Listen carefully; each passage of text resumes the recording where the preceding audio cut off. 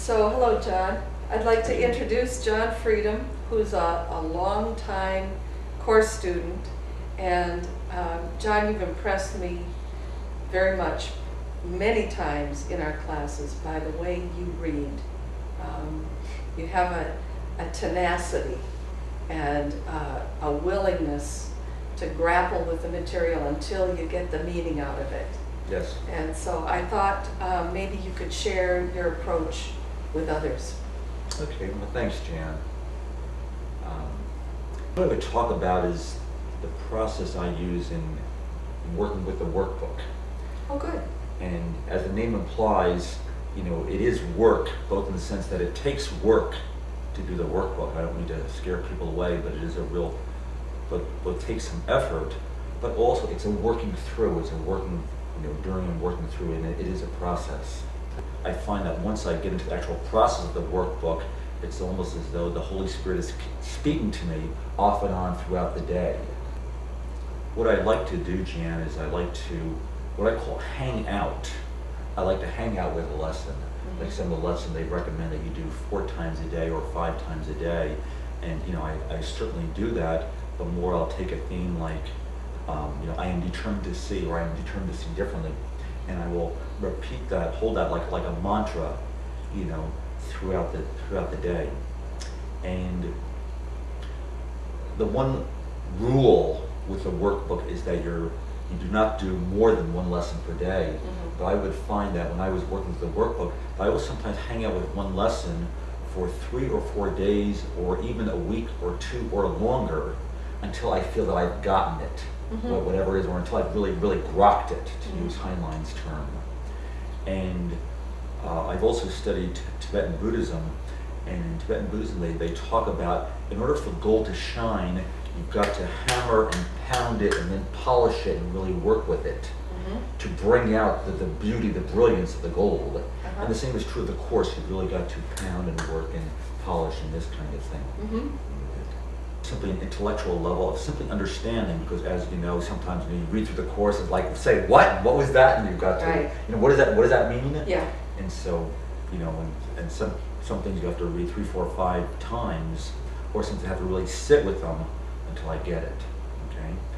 And so there's an intellectual level of simple understanding, and then there's a mental level of getting, and it's more than just understanding, it's, what am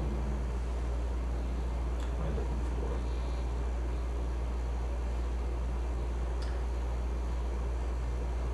for? It's more than comprehending. It's that the course, especially the workbook, is designed to bring up falsehoods and what is not true. Right. You know, there's a wonderful line in the course where it says, you do not need to seek for what is true, but you do need to seek for what is false.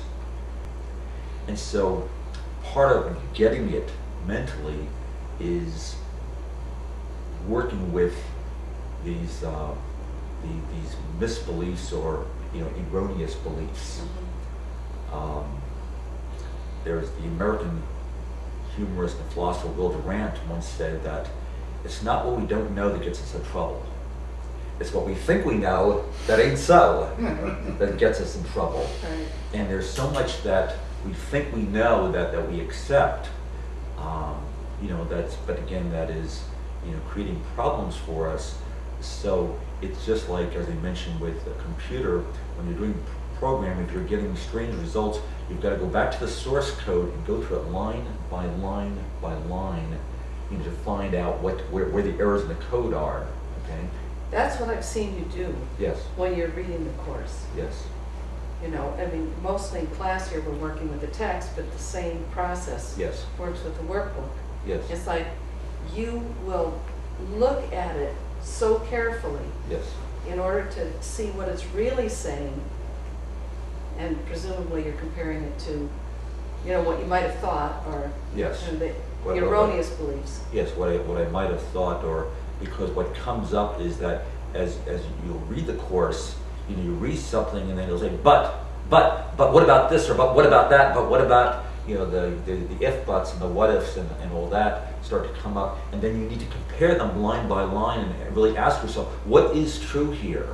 You know, what is really true? What is the Course saying here? And then how do I apply this to all these areas of my life? Mm-hmm. And there's a phenomenon in psychology called cognitive dissonance, but it's this idea that just like in physics, two objects cannot occupy the same space at the same time. Right. So also in the realm of the mind, two conflicting ideas Mm-hmm. cannot occupy the same space at the same time. Right. The only reason that it can is because just as separation exists out there, seemingly out there in the world of time and space, so also separation exists in here.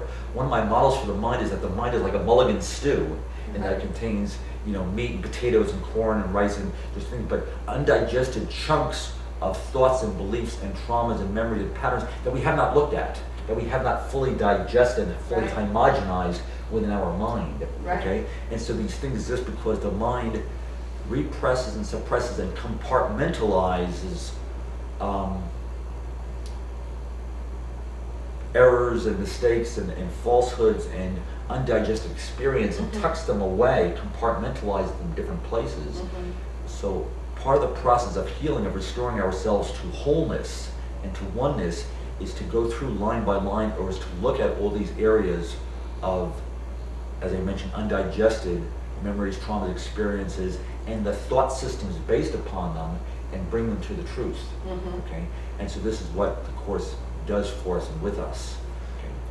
So in my opinion, there are these levels. So the first level is level of just intellectually getting it, intellectual understanding. Then there's a mental level of going through, and one of the directions in the workbook is not necessarily to be exhaustive, not necessarily to apply it to every single thing, but to not specifically exclude any idea. Mm-hmm. Like, for example, one of the early workbook lesson says that nothing I see means anything. Mm-hmm. Nothing I see in this room means anything. So that couch does not mean anything, that wall does not mean anything, that window does not mean anything, that lamp does not mean anything.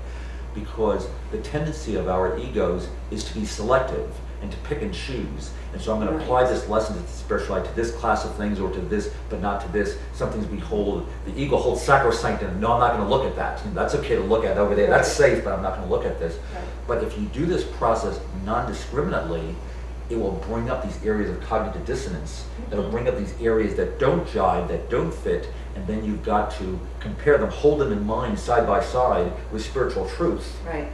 And what happens is that it's this process that the textbook talks about of bringing the darkness to the light, or bringing the illusion to truth. Mm-hmm. And one of the wonderful things about this, Jan, is that, you know, we're all familiar with the phenomenon of turning the switch on, you know, in a dark room and the light comes on.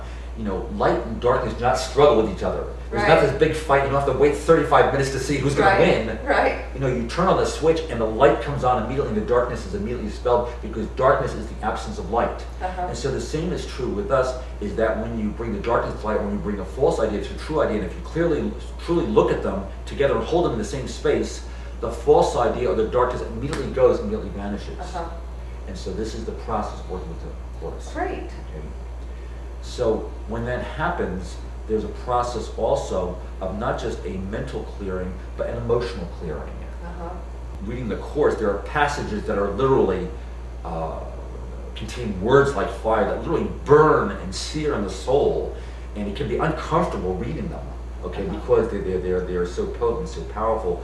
But if you allow them to, you sit with them, allow them to burn and smoke and whatever, they will literally burn out and smoke out anything that does not fit or that does not connect.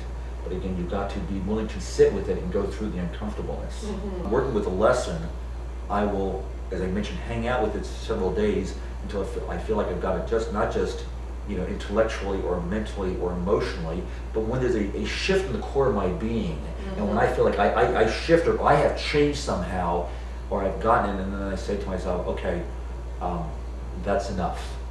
Thanks so much, John. Really Welcome. appreciate your sharing. Well, thank you.